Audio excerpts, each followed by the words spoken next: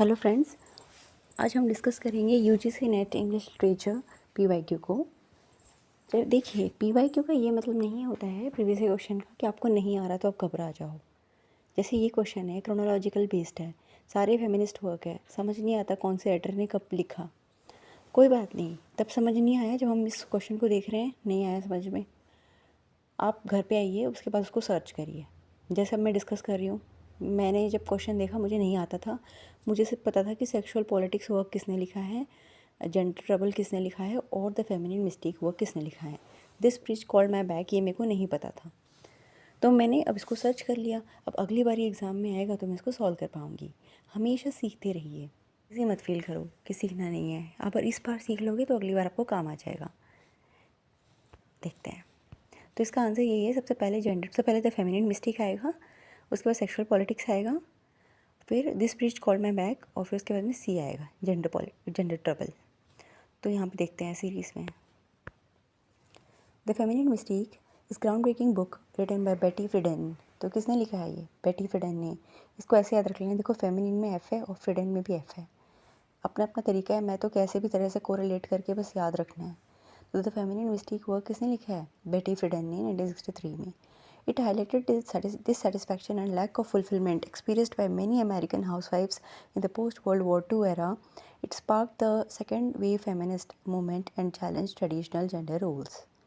ये एक feminist work है, जैसा मैंने कहा था, वर्ल्ड वॉर 2 का टाइम दिखाता है, हाउसवाइफ के एक्सपीरियंसेस के बारे में है, और ये स्टार्ट करता है, एक स्पार्क देता है second wave of feminist movement को, और ये चैलेंज करता है कि किस तरह से ट्रेडिशनल जेंडर रोल्स दिए गए हैं वुमेन को।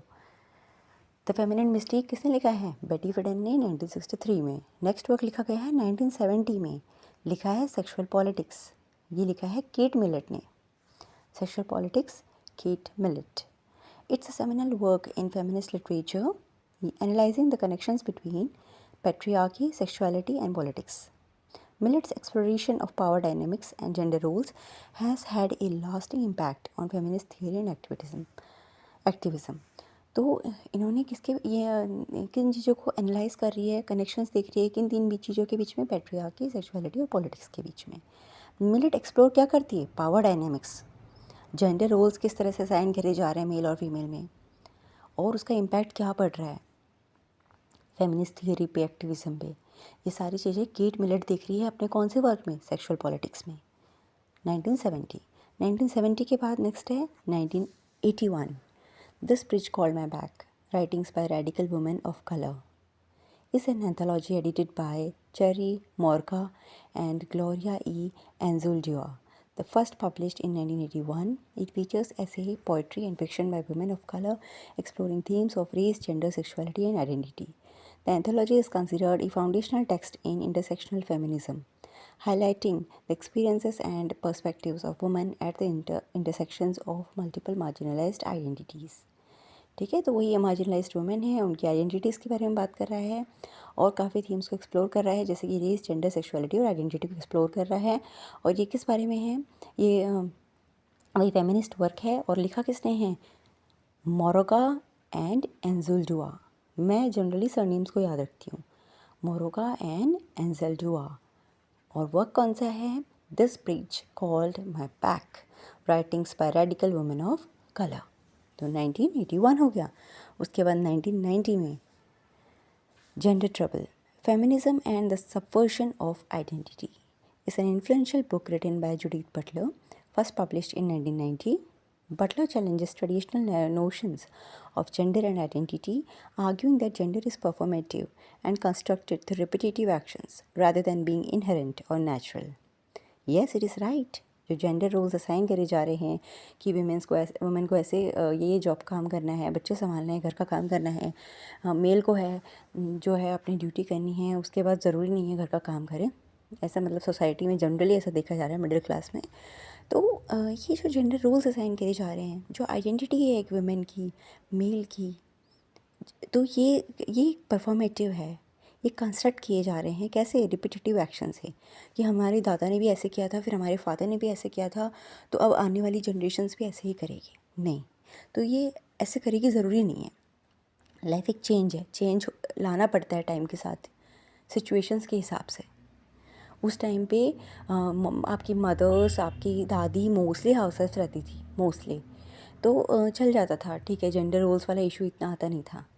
अभी when both are working gender role issue comes. So उस टाइम पे 1990s के टाइम पे स्टार्ट हो गया था वहाँ पर यूरोप में, ब्रिटेन में इस तरह की चीज़ें स्टार्ट हो गई थी। तो 1990s में ये वर्क लिखा गया था जिसमें बात हो रही थी जेंडर रोल्स के बारे में, आइडेंटिटी के बारे में। And the book has had a profound impact on feminist theory, queer theory and gender studies. Queer theory होती है जो LGBTQ होते हैं, ट्रांसजेंडर्स होते हैं, ये हैं, तो उन लोगों के बारे में जब कोई वर्क लिखा जा रहा है, उनकी स्टडी करी जा रही है, वो क्यूअर थियरी होती है। जेंडर स्टडीज़ होती हैं sparking debates and discussions about the social and cultural construction of gender, कि किस तरह से सोसाइटी ने, कल्चर ने एक जेंडर को कंस्ट्रक्ट किया है। जेंडर कोई ऐसे बॉर्न नहीं हुआ कि ऐसे male you are born to do this thing only, ऐसे female you are born to do this thing only. It's not the identity which is created by birth, it's the identity which is created by social and cultural construct. So gender trouble, देखो ये work से हम समझ जाएंगे कि gender की trouble है कहीं ना कहीं, चाहे मेल हो चाहे फीमेल, उसको ये ट्रबल झेलनी पड़ रही है।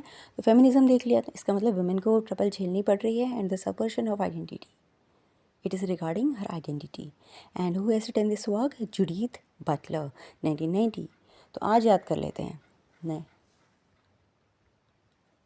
1963, 1970, 1981, 1990. Thank you friends. I hope it is useful. And this one. तो जून का मैं JRF का एग्ज़ाम दे लेती हूँ। मतलब मैं ज़रूरी नहीं है JRF उस टाइम क्वालिफाई कर पाऊँ, पर मैं एक फुल फ्लेश टाइम देना चाहती हूँ। फुल फ्लेश तो नहीं है, हालांकि मुझे खुद टाइम बहुत कम मिलता है, तो जैसे मुश्किल से दिन में 2-3 घंटे निकल पाते, कभी कभी वो भी नहीं। और सुबह अगर मैं जल्दी उठ गई, मैं जितना जल्दी उठ सकती हूँ, मेरे ऊपर है कि मैं 3 बजे उठ सकती हूँ, 2 बजे या 4 बजे या 5 बजे, जैसा भी है, तो उतने आवर्स पढ़ सकती हूँ। तो मैं एक बार अपना JRF टारगेट कर रही हूँ जून वाला।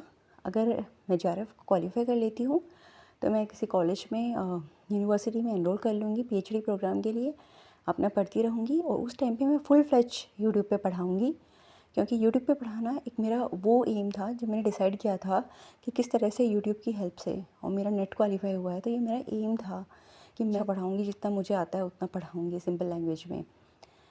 एंड तो जब एक JRF वाला पर्पज़ पूरा हो जाएगा तो उसके बाद मैं बिल्कुल फ्री हूँ। उसके बाद मेरा सेकंड नेम बस यही है, और इसको मैं अच्छे से ब्लैक बोर्ड पे एक्सप्लेन करूँगी और बिल्कुल एक बहुत अच्छे से पढ़ाया करूँगी यूट्यूब पे। तब तक मैं अभी आज है अप्रैल की 16 है, तो जून में एग्ज़ाम होगा, तो अभी गैप रहेगा। क्योंकि होता ही है कि बेशक मैं पढ़ाती 5 मिनट ही हूँ, लेकिन एक कहीं ना कहीं होता है कि एक गिल्ट सा होता है कि 2 दिन हो गए, एक भी वीडियो नहीं बनाई। कोई होप में होगा, कोई सीखना चाहता होगा, किसी के लिए मेरी वीडियो यूज़फुल होगी, तो वो वाली गिल्ट मेरे अंदर रह जाती है। तो मैं इसीलिए इन्फॉर्म कर रही हूँ कि ये अभी के लिए ये लास्ट वीडियो ये है, और उसके बाद वीडियो कंटिन्यू करूँगी। JRF नहीं भी होता है, नेट का स्कोर मेरा ज़्यादा हो गया, मैं कहीं PhD में एनरोल कर लूँगी, और उसके बाद मैं continue my YouTube videos. Till then there are many teachers, you can take help from them. I also take help from them, and it's just a study vlog. I'm not a teacher, I share whatever I learn. Okay, so we will study from our teachers. Somebody who is listening to me is having an aim of qualifying NET this time. Somebody like me is having an aim to qualify JRF this time. So everybody has aim in their life, everybody is having difficulty in their lives, but as a human being it's our duty to do our karma. We have to do our duty. So I hope my videos are helpful. देखिए, मैंने इस video से specially ये याद रखना कि इस तरह से आप PYQs को एनालाइज करिए। मेरे भी प्रीवियस ईयर क्वेश्चंस कंप्लीट नहीं हुए हैं, बट मैंने ऑलमोस्ट 6-7 ईयर्स के मैंने सॉल्व कर लिए हैं, और ये तो बहुत इतना डीपली नहीं है, इससे भी ज़्यादा डीपली सॉल्व करिए प्रीवियस ईयर क्वेश्चन को। तब जाके आपके सोचिए, जब आप 5000 क्वेश्चंस को इतना डीपली प्रिपेयर कर लेंगे तो फिर एग्ज़ाम तो क्वालिफाई होगा ही। UGC नेट क्या JRF भी क्वालिफाई हो जाएगा। Okay, thank you so much, bye.